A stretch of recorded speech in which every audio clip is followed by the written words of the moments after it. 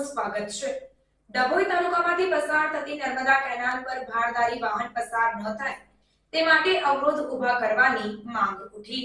ડભોઈ તાલુકામાંથી પસાર થતી નર્મદા કેનાલ ઉપર ભારદારી વાહન પસાર ન થાય તે માટે અવરોધ ઊભા કરવા વ્યાપક માંગ રહી છે।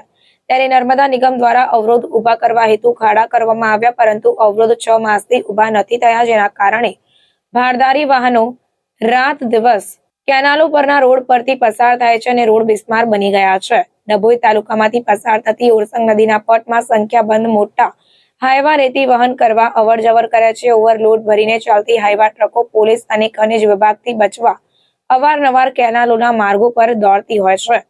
તેવામાં કેનાલો પરના માર્ગ છેલ્લા 1 વર્ષના સમયમાં અતિ બિસ્માર થઈ ગયા છે। સંખ્યાબંધ ગ્રામજનોની રજૂઆતને ધ્યાનમાં રાખી નર્મદા નિગમ દ્વારા કેનાલના માર્ગો પર ભારદારી વાહન પસાર ન થાય તે માટે કેનાલના મુખ્ય માર્ગ પરથી કેનાલના પ્રવેશ માર્ગ ઉપર એંગલ મારી અવરોધ ઊભા કરવા કાર્યવાહી આશરે 6 માસ પૂર્વે હાથ તો ધરી, પરંતુ કામગીરી અર્થે ખાડા ખોદી જેસે તે મૂકી દીધા અને કામ પૂર્ણ ન કર્યું।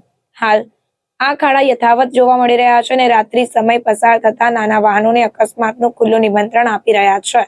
ત્યારે રોડની સુરક્ષા માટે કેનાલો ઉપર ભારદારી વાહન અવરોધ ઊભા કરવામાં આવે તેવી વ્યાપક માંગ ઉઠી રહી છે।